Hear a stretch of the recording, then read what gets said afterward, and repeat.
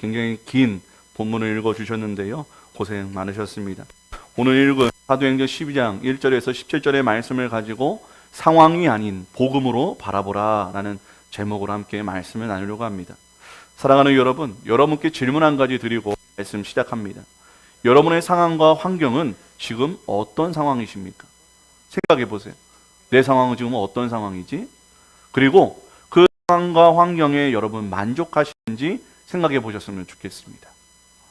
사실 우리나라가 불행지수 1등인 나라다 보니까 아무리 성도라 할지라도 자신의 상황과 환경에 만족하는 것이 결코 쉽지 않아 보입니다. 예. 어디를 보아도 만족할 만한 구석이 우리 인생에서는 보이지 않는 것처럼 보여요. 그래서일까요? 제가 이전 교회에서 사역을 할 때 저 혼자서는 사역을 할 수 없잖아요. 그래서 사역을 함께 하자고 동역해달라고 참 많이 도전하고 직접 찾아가 부탁했던 기억이 납니다. 그런데 대부분 이런 고급지고 세련된 표현으로 애둘러 거절을 했던 기억이 나요. 아직 제가 상황이 되지 않았어요. 아직 제가 믿음이 약해서요. 제가 너무 바빠서요 라고 말입니다. 참 많이 들었던 말이고 동시에 제 자신도 참 많이 했던 말이었던 것 같습니다. 사랑하는 여러분들은 어떠십니까? 아직은 우리 교회가 그다지 사역이 많지 않은 축복으로 제가 여러분들을 괴롭히고 있지는 않은데, 많이 사역마다 여러분들의 시간과 물질과 수고와 헌신을 요구한다면 여러분들은 어떤 말로 이게 세련되고 믿음 있게 보이면서 거절을 하시냐는 거예요. 그런데요, 제가 시간이 지나고 좀 보니까 아무리 기다려도 나중에 시간이 되고 상황이 되어서 저를 돕겠다고 하신 분들도 거의 없더라고요. 살아가는 여러분, 얼마나 안 바빠야 성경 공부에 참여하시겠습니까? 얼마나 상황이 좋아져야 교회와 성도들을 위해 시간을 쓰시겠습니까? 얼마나 더 벌어야 11조와 마땅히 은혜에 감사하여 드리는 헌금을 힘껏 드리시겠습니까? 교회 재정이 없어서 드리는 말씀이 아닙니다. 여러분들에게 아쉬워서 말씀드리는 게 아닙니다. 얼마나 상황이 좋아져야 하나님께, 예수님의 몸된 교회에, 그리고 죽어가는 영혼에게 우리의 마음과 물질, 시간을 바칠 수 있겠냐는 것입니다. 참 죄송한 이야기지만 우리의 상황이 이보다 얼마나 더 좋아질지 저는 미지수입니다. 그렇다고 여러분들이 잘 안 되길 바라는 게 아니에요. 앞으로 아무리 시간이 많아져도, 아무리 내가 물질이 많아져도, 아무리 내 육신의 힘이 남아도라도 상황만을 바라본다면 결코 우리는 아무것도 하지 못하고 상황에만 휘둘리는 어리석은 인생이 될 것이라는 말씀을 드리고 싶은 것입니다. 사랑하는 여러분, 상황의 노예가 되지 마시길 바랍니다. 이 상황 속에서도 역사하시고 일하시는 하나님의 노예, 하나님의 종, 하나님의 자녀, 하나님의 군사 되시기를 주님의 이름으로 축원드립니다. 그리고 하나님의 유일한 관심사인 복음이 향해 가는 방향으로 우리의 시선과 초점도 맞춰지기를 축복합니다. 오늘 본문은 지난주 11장 19절 본문과 똑같이 시작됩니다. 바로 그때에 라고 시작이 됩니다. 우리 1절과 3절을 함께 읽겠습니다. 1절에서 3절입니다. 제 마이크 조금만 더 올려주시면 감사하겠습니다. 그때에, 시작. 그때에 헤롯 왕이 손을 들어 교회 중에서 몇 사람을 헤아려 하려 요한의 형제 야고보를 칼로 죽이니 유대인들이 이 일을 기뻐하는 것을 보고 베드로도 잡으려 할세. 때는 무기절 기간이라. 여러분, 제가 그때라는 단어가 나오면 중요하다, 안 중요하다? 네, 대답을 좀 해주세요. 중요하다고 말씀드렸어요. 오늘도 마찬가지입니다. 1절부터요 그때라고 시작됩니다. 그때가 언제인가? 우리가 지난주에 나눴던 안디옥 교회의 부흥이 일어나고 있는 그때라는 것입니다. 이방 땅에서는 안디옥 교회가 부흥하고 있어요. 근데 예루살렘 교회는 어떻고 무슨 일이 벌어지고 있습니까? 핍박이 일어나고 있어요. 이방 땅에는 부흥이, 예루살렘의 원조 교회에는 핍박이 일어나는 그때에라고 이야기하고 있다는 것입니다. 이러한 상황을 가지고 신학자들은 이제 유대인의 복음이 이방인의 복음으로 그 방향을 틀게 되는 시작점이라고 말하기도 합니다. 그 이유가 오늘 본문을 끝으로요, 유대의 예루살렘 교회와 열두 사도들의 활약과 이야기는 이제는 끝이 나고 바울과 바나바의 이방 땅을 향한 전도 여행이 시작되는 장이 바로 다음 장인 13장이기 때문입니다. 사도행전 12장을 끝으로 베드로의 시대는 지게 되고 바울의 시대가 열리면서 유대인에서 이방인으로 복음의 운전대가 방향을 틀게 됐다는 것입니다. 그래서 오늘 본문은 상황이 아닌 복음의 시선으로 바라볼 때 이 본문을 향한 하나님의 뜻과 계획을 올바르게 알 수 있는 거예요. 우리가 상황을 보면 예루살렘 교회 망했구나, 끝났구나, 이제 어쩌지? 라고만 볼 수 있는데 그것이 아니라는 것이죠. 복음의 흐름이 예루살렘에서 이방 땅으로 땅끝까지 하나님의 예언과 말씀이 성취되고 있다는 것을 우리가 볼 때 우리는 소망이 있다는 것입니다.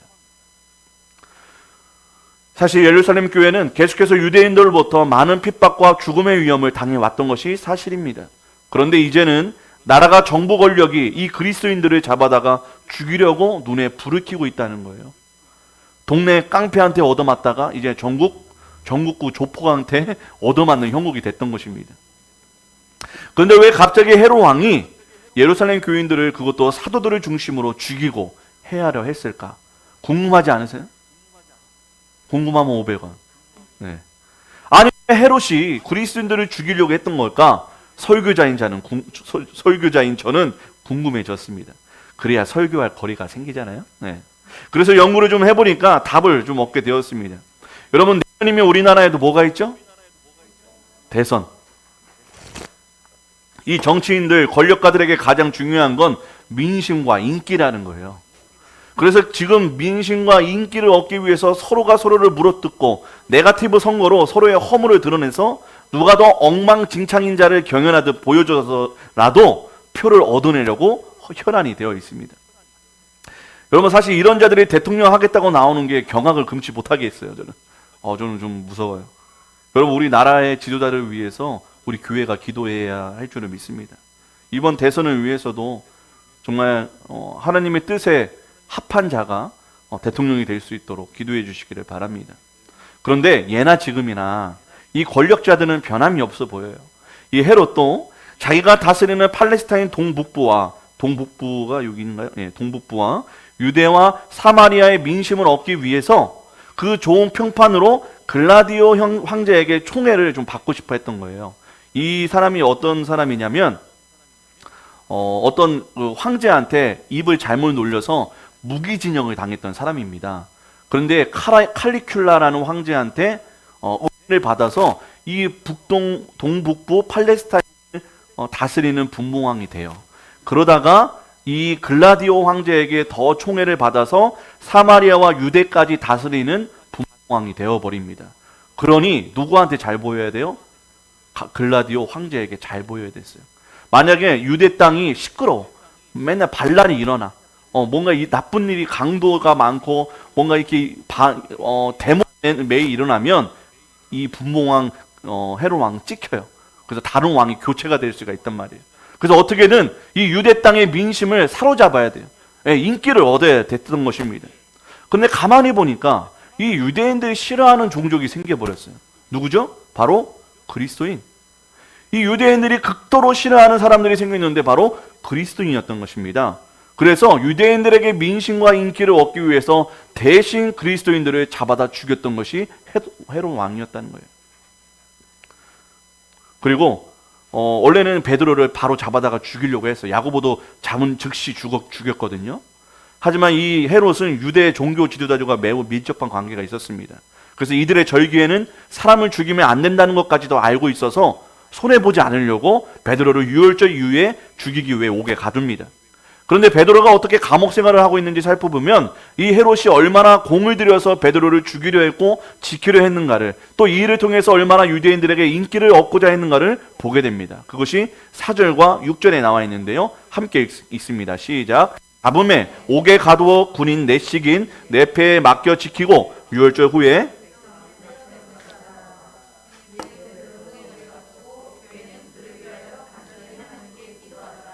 헤롯이 잡아내려고 하는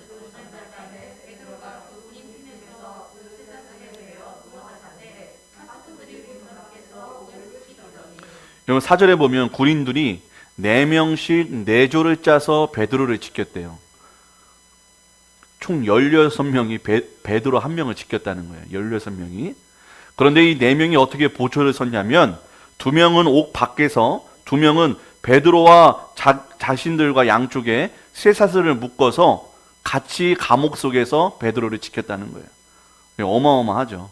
네, 대단하죠. 근데 이들도 그럴 수밖에 없었던 것이 왜 그러냐? 베드로는 예루살렘 교회의 수장이었기도 했고, 더 그들이 곤욕이었던 것은 사도행전 5장에 보면 옥문이 잠겨 있어서 베드로와 요한이 있어야 되는데 옥문은 그대로였는데 베드로와 요한이 없고 예루살렘 성전에서 사람들을 가르치고 있었던 과거의 경험이 있었기 때문에 어떻게든 모든 수단과 방법을 동원해서라도 이 베드로를 잡고자 16명이라는 사람을 동원했던 것입니다.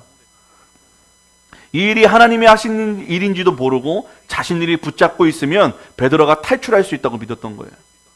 여러분, 하나님이 구원하시겠다는데 한낱 인간이, 그리고 인간이 만든 거대한 쇠문이 그의 일하심을 막을 수 있겠습니까? 말이 안 되는 것이죠. 그럼에도 불구하고 애를 쓰는 헤롯과 병사들이 불쌍하고 어리석게 보이기만 할 뿐입니다. 이제 아주 중요한 부분이 등장합니다. 집중하셔야 돼요. 왜 중요한가? 오늘 교회가 베드로를 위해 기도했더니 기도응답으로 천사가 나타나 구원해줘서 중요한 것이 아닙니다. 여러분, 베드로가 이 와중에 깊이, 아주 깊이 자빠져 자고 있기 때문에 중요하다고 말씀드린 것입니다. 예. 아니, 이 상황에 천사가 발로 차야 깰 정도로 깊이 잠들었다고? 여러분, 놀랍지 않으세요? 전혀 놀라운 눈들이 아니에요. 네. 항상 시험에 듭니다. 네. 여러분, 7절부터 9절까지 함께 있습니다. 시작. 호련히 주의 사자가 나타나매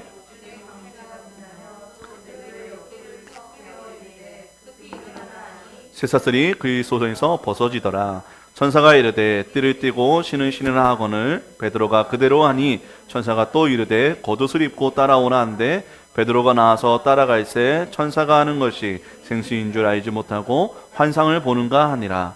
이에 첫째와 둘째 파수를 지나 시내로 통한 샘물이 이르니 문이 저절로 열리는지라. 나와서 한 거리를 지나매 천사가 곧 떠나니라.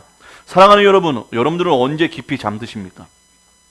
며칠 밤을 샜다거나 엄청 피곤하거나 운동을 많이 했을 때, 일을 많이 했을 때, 그리고 무엇보다 마음이 편할 때입니다. 마음이 편할 때. 여러분, 베드로는 후자예요. 후자. 마음이 편해서 천사가 발로 차야 할 정도로 깊이 잠들었다는 것입니다. 왜 그랬을까요? 예수 그리스도의 복음으로 자족할 수 있는 일체의 비결을 얻었기 때문이라는 거예요. 다른 이유가 없어요. 빌립보서 4장 11절에서 13절의 말씀인데요. 혹시 있나요? 제가 좀 없는 것 같습니다. 제가 읽어드릴게요. 내가 궁핍함으로 말하는 것이 아니니라.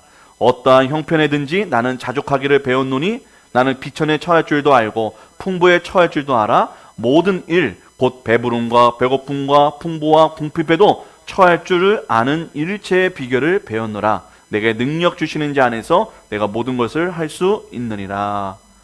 주 안에서 자족이란 그 어떤 상황도 하나님께서 허락하셨던 것을 믿는 거예요.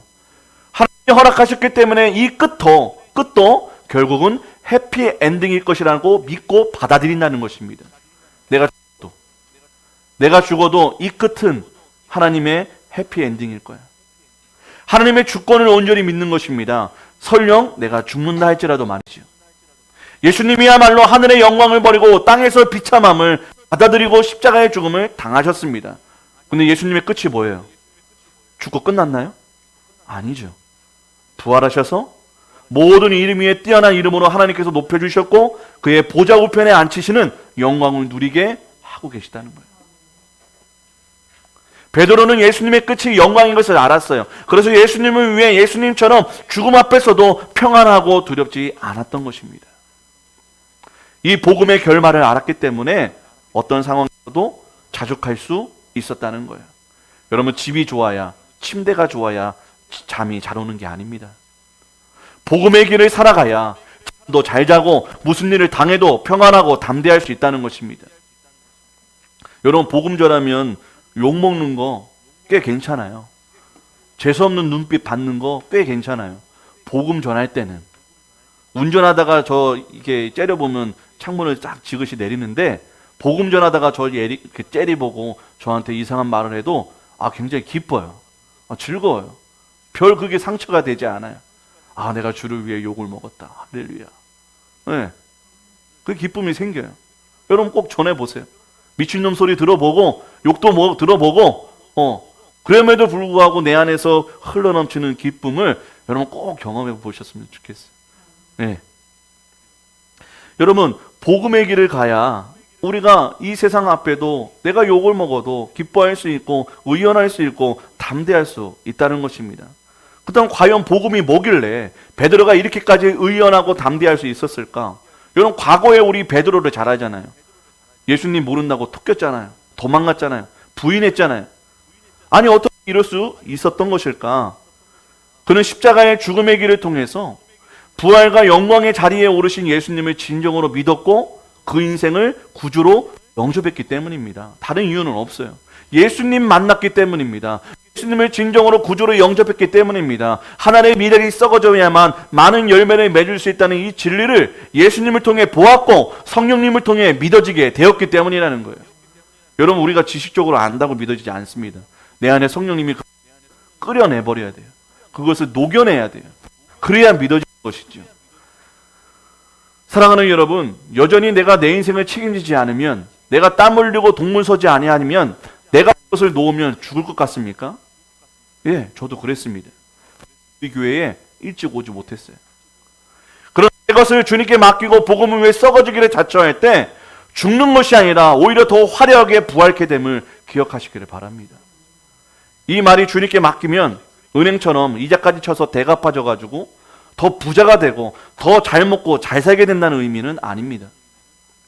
내가 하는 모든 일이 만사형통이라는 것이 아닙니다. 나의 죄와 죽음의 문제를 해결해 주신 예수님이 나의 구원자여 주인이시기에 더 이상 죽음조차도 그 어떤 고난도 두려워지지 않을 수 있는 담대한 믿음을 얻게 된다는 거예요. 그게 내게 능력 주시는 자 안에서 내가 모든 것을 할 수 있다는 것입니다. 죽음의 위험이, 죽음의 칼끝이 내 목을, 내 턱을 쳐들어와도 주님이 나와 함께 해주시는 은혜 때문에, 주님이 나를 위해 죽으셨고 부활하셨다는 그 믿음 때문에 두렵지 않게 된다는 거예요. 그래서 내게 능력 주시는 자, 죽음도 두렵지 않게 만드시는 하나님 안에서 내가 모든 것을 할 수 있다는 거예요. 예수님을 부인하지 않을 수 있다는 거예요.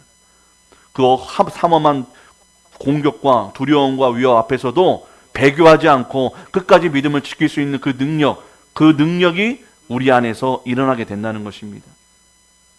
뭐 내게 능력 주시는 자는 내가 모든 걸 할 수 있다. 그러면 내가 모든 걸 열심히 다 하면 하나님께서 나를 잘 먹고 잘 살게 하고 내가 원하는 소원들을 다 이루어 줄 거야. 그게 아니라는 거예요. 그거하고 다른 얘기입니다.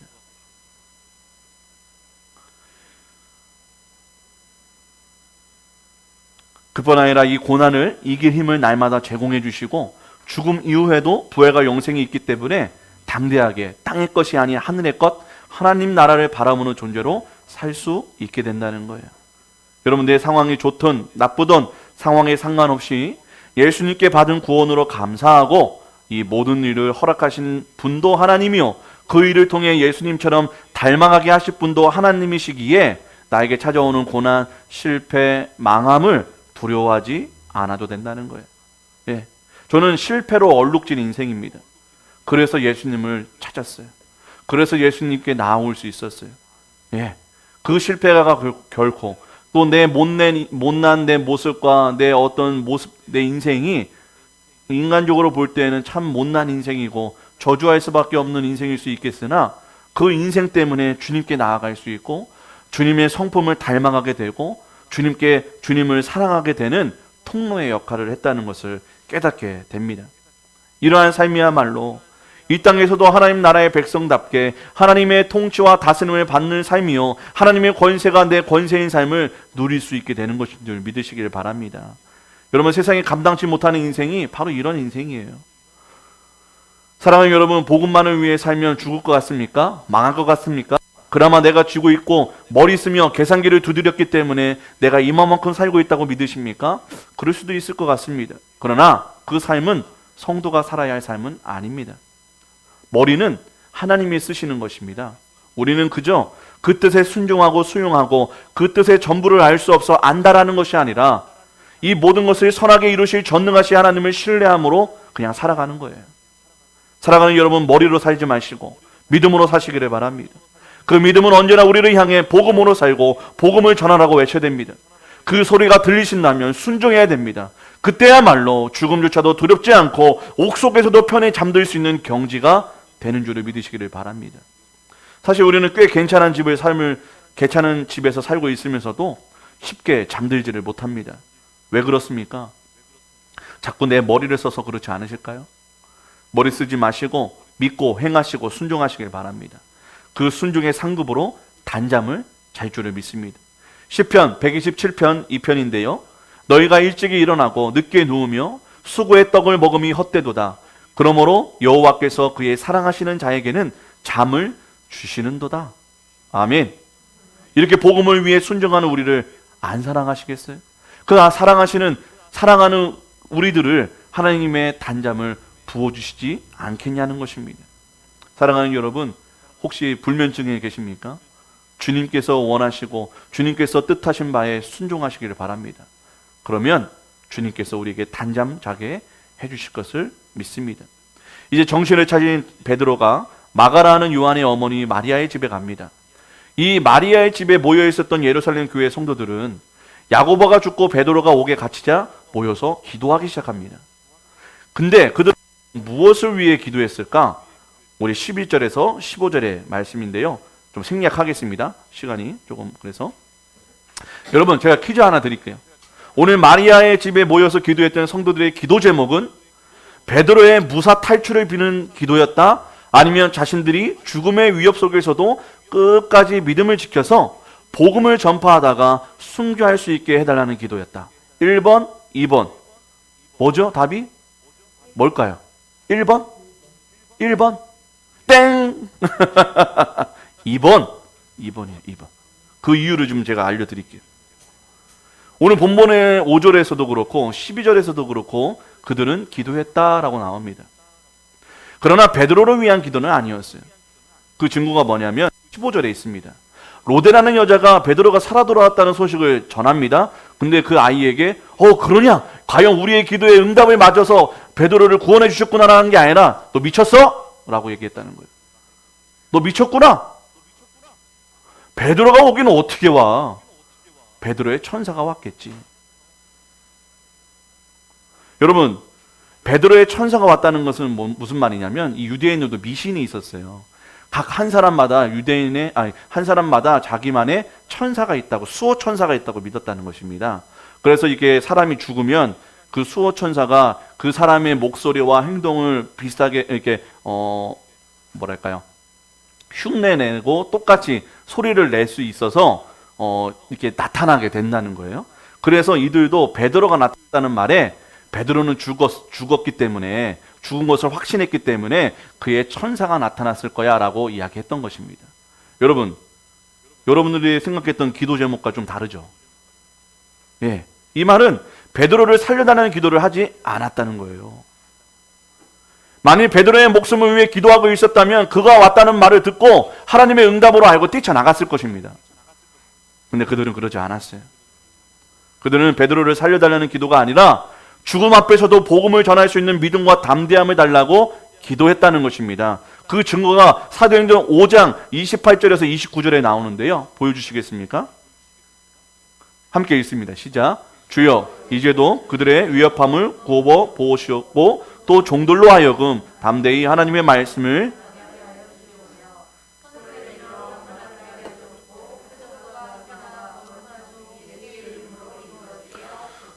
여러분, 이 기도가 언제 한 기도인지 아십니까? 베드로와 요한이 옥에서 하나님께서 건져주시고 그 일을 교회에 말하고 나서 성도들이 드렸던 기도예요. 핍박과 탄압 한가운데 터져나온 기도문이었다는 것입니다.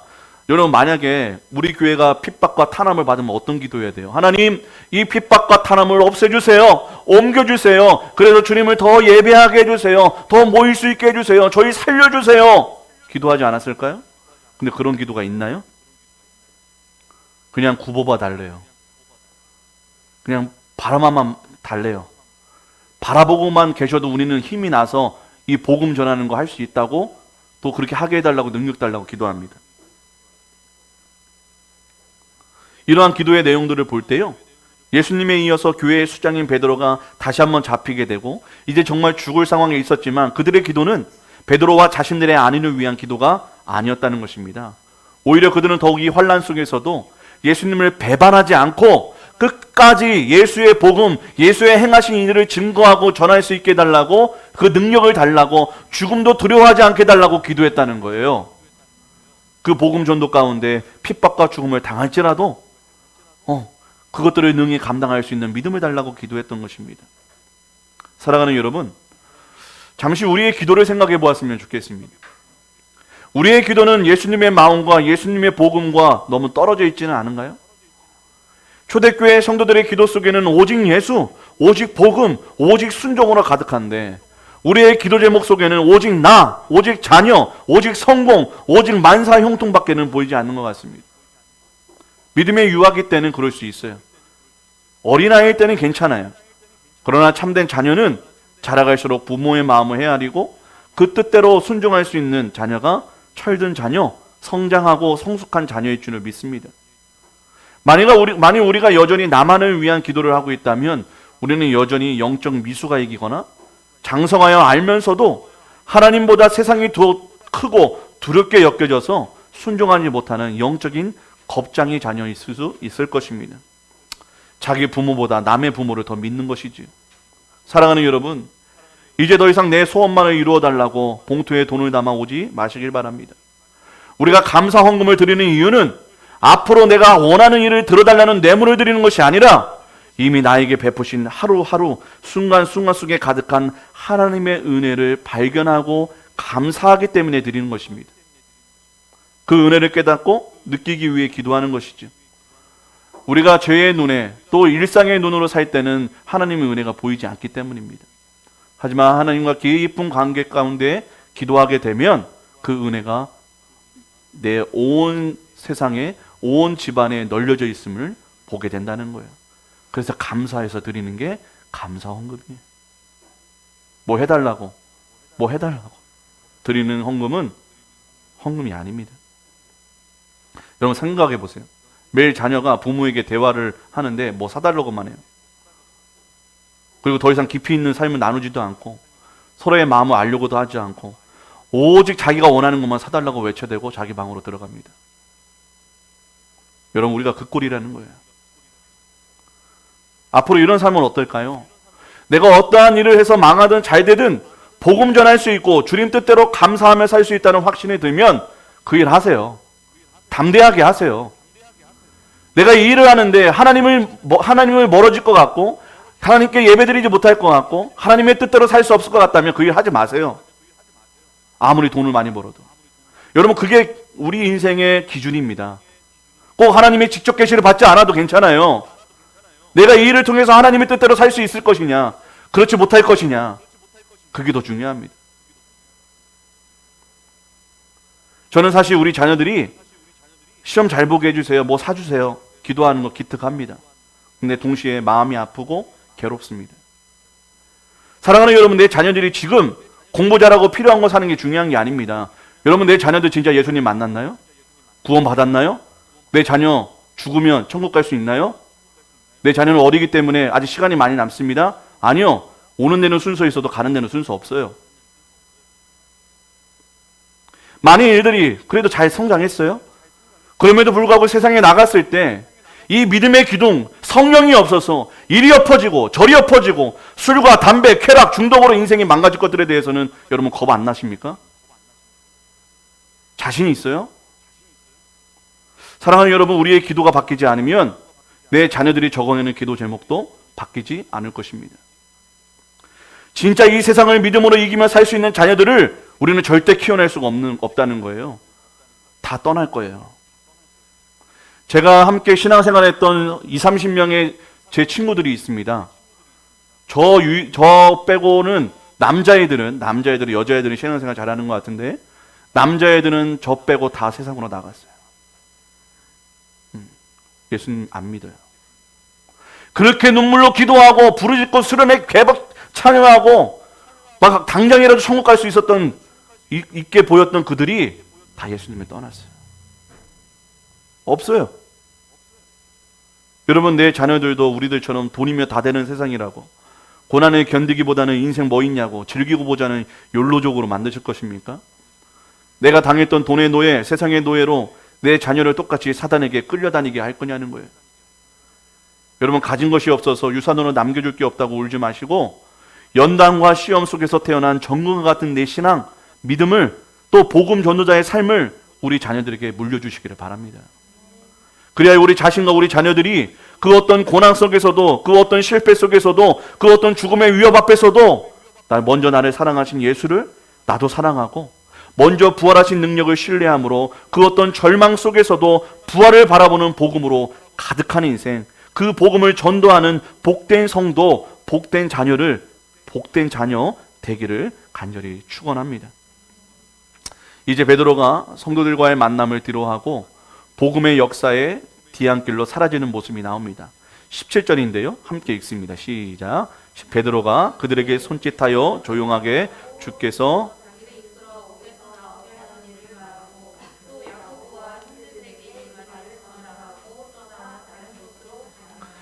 베드로는 자기 교회의 성도들에게 어떻게 하나님께서 감옥에서 자신을 구원하셨는지를 성도들에게 말하면서, 그래, 하나님이 우리와 함께 하시니까 내가 죽더라도, 내가 감옥에 가더라도, 우리 교회가 없어지더라도 용기를 잃지 말고 복음 전하자고 그들을 격려하고 그들에게 응원을 보냅니다. 그리고는 어딘지 알 수 없는 곳으로 떠나버려요. 헤롯의 탄압으로부터 피해 도망갑니다. 근데 어디로 가는지는 알 수가 없어요. 아니, 누가는 의도적으로 베드로가 가는 것을 말해주지 않습니다. 왜냐하면 이제 예루살렘을 향한 복음의 무브먼트는 여기까지였고, 이제 이방인을 위한 복음이 본격적으로 시작됨을 암시하고 싶었기 때문입니다. 이제 오늘 본문을 끝으로 13장부터는 바울과 바나바의 1차 전도 여행이 시작됩니다. 하나님의 복음의 핸들이 이제 이방 땅을 향해 움직이고 있다는 거예요. 그렇다고 해서 예루살렘 교회를 버리신 것이 아니라 하나님의 말씀이 성취되고 있다는 것을 보여주고 있습니다. 사랑하는 여러분, 지금 흘러가고 있는 하나님 마음, 하나님의 시선이 보이십니까? 앞서 말씀드린 대로 하나님의 마음과 시선은 오직 복음에 향해 있습니다.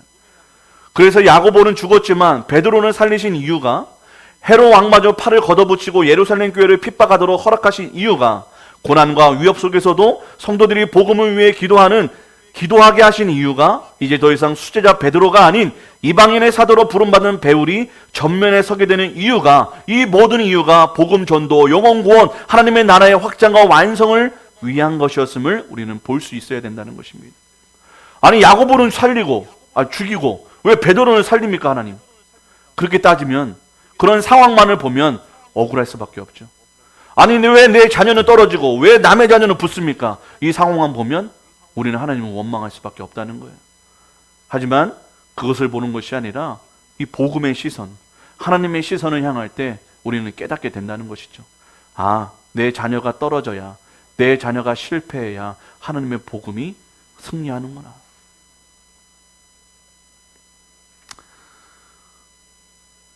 이 복음을 위해 하나님께서는 때로는 아까 말씀드린 것처럼 성도를 고난 속에 방치하시기도 하시고요, 부흥을 맛보게도 하시고요, 죽음의 위협뿐만 아니라 죽임을 당하기도 하신다는 겁니다.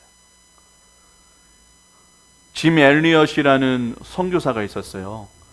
20 초반, 앞이 창창하고 굉장히 좋은 대학을 다녔던 청년이었습니다. 근데 그가 미지의 선교 지역으로 떠나게 돼요, 친구들하고. 근데 가자마자, 비행기가 착륙하자마자 인디언들한테 창에 맞아 죽습니다. 그들에게는 총이 있었어요.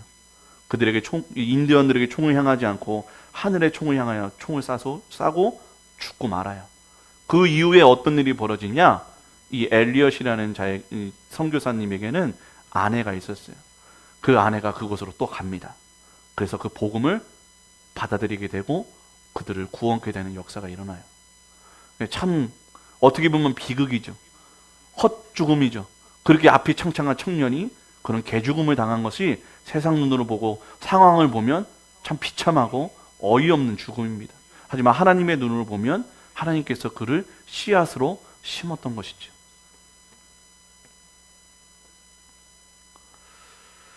하지만 정작 내 자신이나 내 자녀, 내 남편, 내 아내가 베드로가 되지 않고 야고보가 되면, 빌립이 되지 않고 스데반이 되면 우리는 이렇게 이야기합니다. 하나님, 왜 하필 저입니까?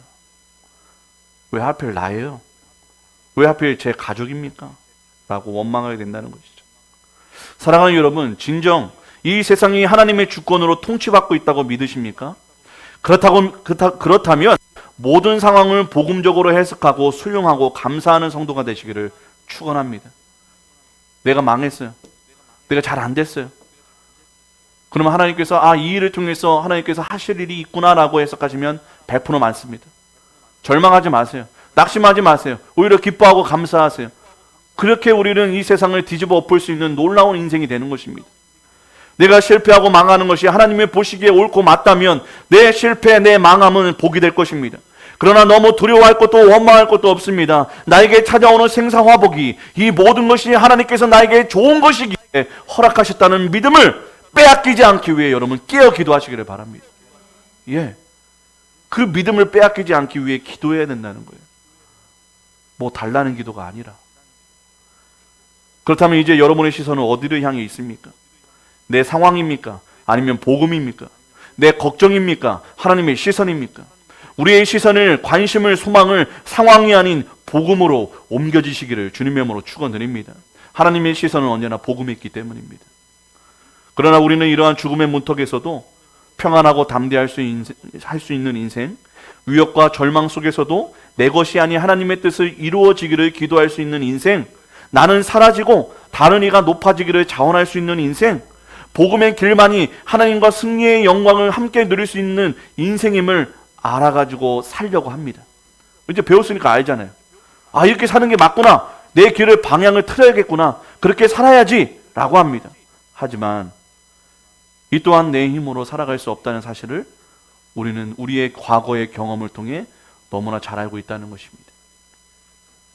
머리로는 알아서 할 수 있을 줄 알았는데 작은 바람에도 두려워 오직 나만을 위해 울부짖는 연약한 어린아이일 뿐이라는 거예요.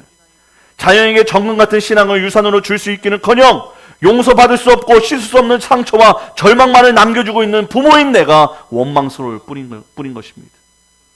우리는 그런 존재밖에 안 돼요. 우리는 할 수 없어요. 그렇다면 이런 나를 알면서도 나를 위해 고난받으시기를 비참해지시기를 죽음 당하시기를 자처했던 예수님께, 내 죄로 내가 죽어야 할 죽음을 대신 당하신 예수님께, 그 죽음에 끝나지 않고 죽음을 이기시고 부활하셔서 나에게도 부활과 영생을 선물로 주신 예수님께 우리 신앙의 해답을 찾아야 되지 않을까요? 내가 하는 것이 아닙니다. 하나님의 미랄이 되어 수천 수억 명이라는 그리스도인이라는 열매를 맺으신 우리 예수님께 우리의 해답이 있다는 것이죠. 사랑하는 여러분, 여전히 나의 생계가, 나의 새로운 출발이, 나의 가정이, 지금 겪고 있는 고난과 나의 죗값이, 그리고 앞으로의 미래가, 질병과 죽음이 너무나 두려우십니까? 불안하십니까? 그래서 잠을 잘 수가 없으십니까? 그렇다면 예수님을 바라보시길 바랍니다. 그 예수님께 왜 그들이 자기의 가족과 그물과 배를 버리고 예수를 위해, 복음을 위해 죽음조차도 두려워하지 않고 복음을 전하고 순교의 자리까지 나아갈 수 있었는지를 예수님께 한번 물어보세요.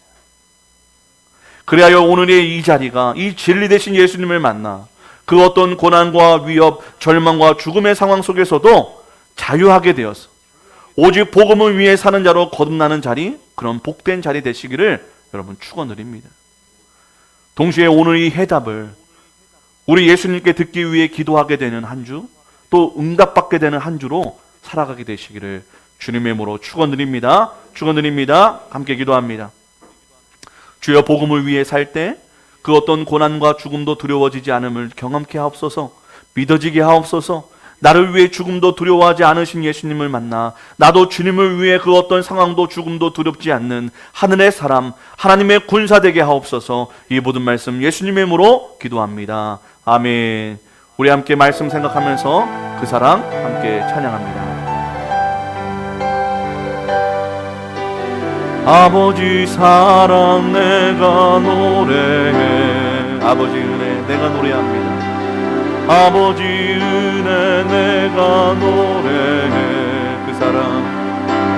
그 사랑 변함없으신, 거짓 없으신 성실하신 그 사랑, 상한 갈 때 꺾지 않으신, 꺼져가는 등불을 꺼져가는 등불 끄지 않는 그 사랑, 그 사랑 변함없으신 거짓 없으신 성실하신 그 사랑,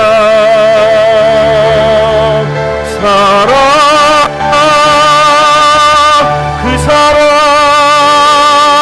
날 위해 죽으신, 날 위해 다시 사신 예수 그리스도, 다시 오실 그 사랑, 죽음도 생명도 천사도 하늘의 어떤 권세도 끊을 수 없는 영원한 그 사랑 예수. 아버지 사랑, 아버지 사랑 내가 노래해. 아버지 은혜를,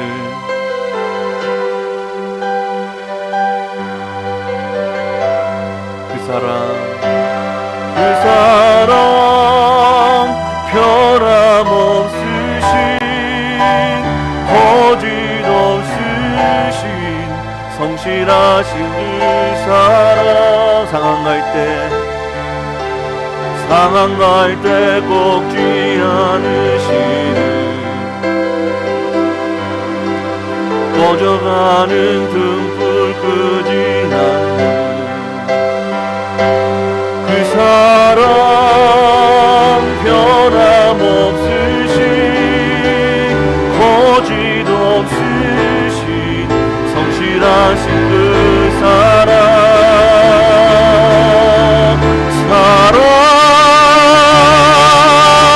그 사랑 날 위해 죽으신, 날 위해 다시 사신 예수 그리스도, 다시 오실 그 사랑, 죽음도 생명도 천사도 하늘의 어떤 권세도 끊을 수 없는 영원한 그 사랑. 우리가 마지막으로 그 사랑, 그 사랑, 그 사랑 날 위해 죽으신, 날 위해 다시 사신 예수 그리스도, 다시 오실 그 사랑, 죽음도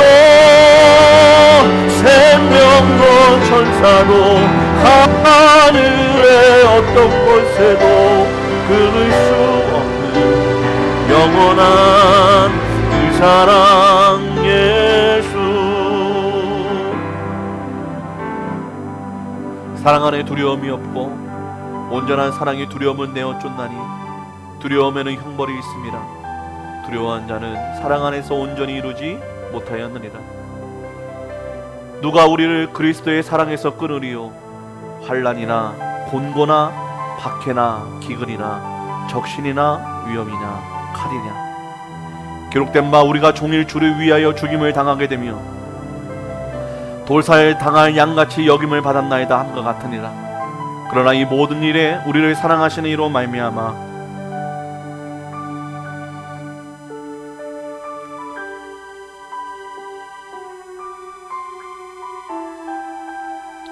우리가 넉넉히 이기느니라. 내가 확실하노니 사망이나 생명이나 천사들이나 권세자들이나 현재일이나 장재일이나 능력이나 높음이나 깊음이나 다른 어떤 피조물이라도 우리를 우리 주 예수 그리스도 안에 있는 하나님의 사랑에서 끊을 수 없느니라. 아멘. 저는 오늘 여러분들에게 참 무겁고 힘든 설교를 했습니다. 먼저는 저도 그렇게 살지 못하는 주제에 여러분들에게 그렇게 살라고 설교했습니다. 여러분들의 삶이 얼마나 필요와 도움이 필요한지도 잘 알면서도 하나님께 그런 기도하지 말라고 이야기했습니다.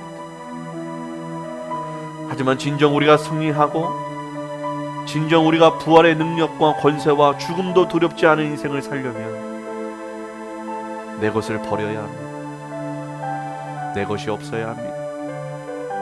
내 것을 생각하면 겁이 나고 두렵고 복음 전하는 일이, 주를 위해 사는 것이 거추장스럽습니다.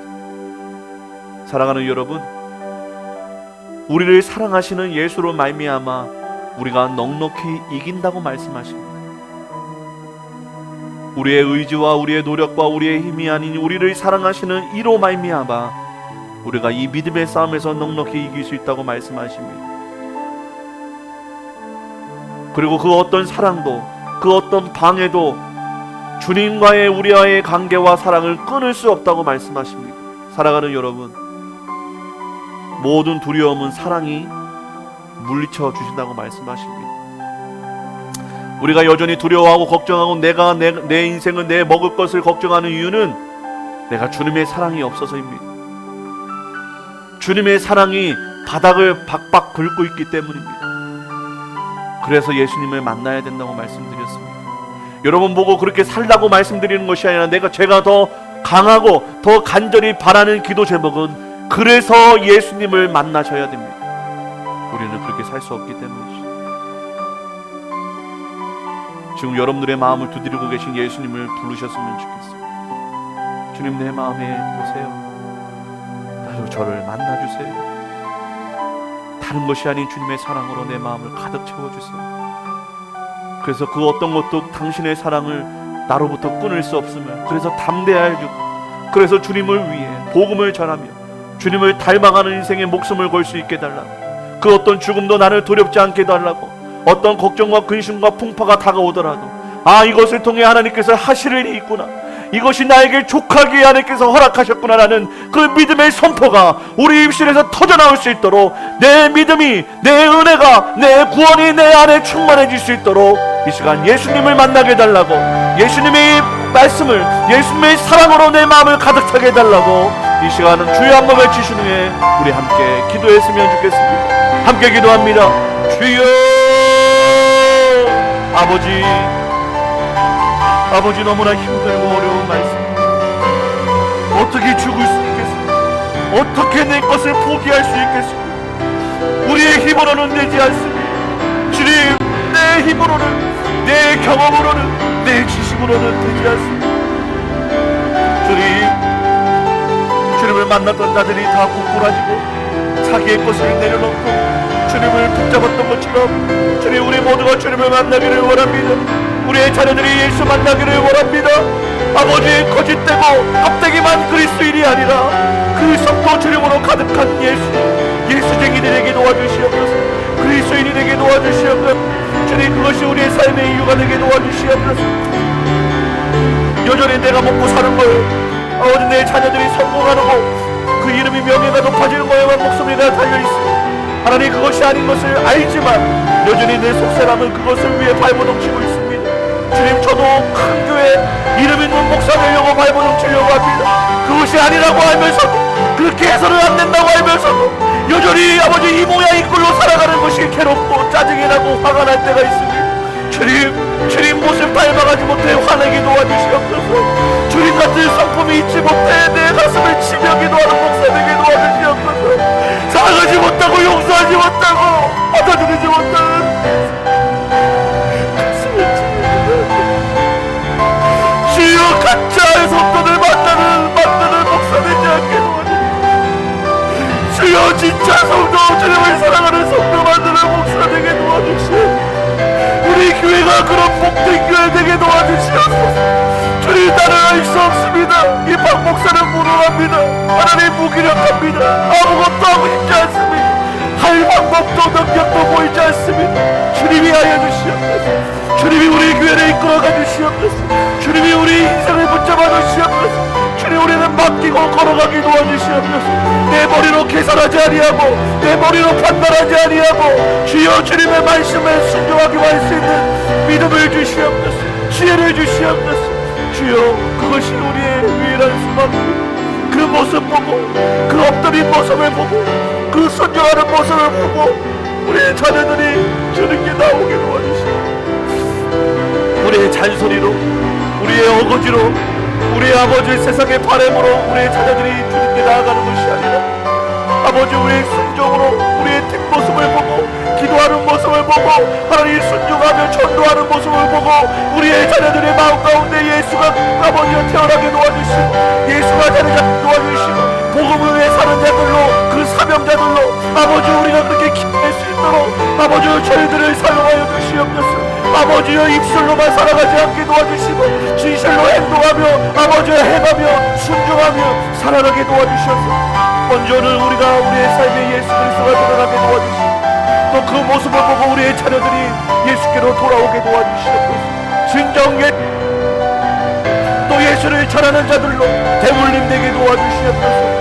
악함과 저주와 아버지 우리의 아픔이 대물림 받는 것이 아니라 복음이 대물림 받게 되게 도와주시고 복음의 전도자의 사명이 대물림 받게 도와주시고 주님의 은혜가 대물림 받게 도와주시옵소서. 주여 그리하여 우리의 자녀들도 주님 앞에 온전히 선항할 수 있도록 우리가 쓰임받게 도와주시옵소서.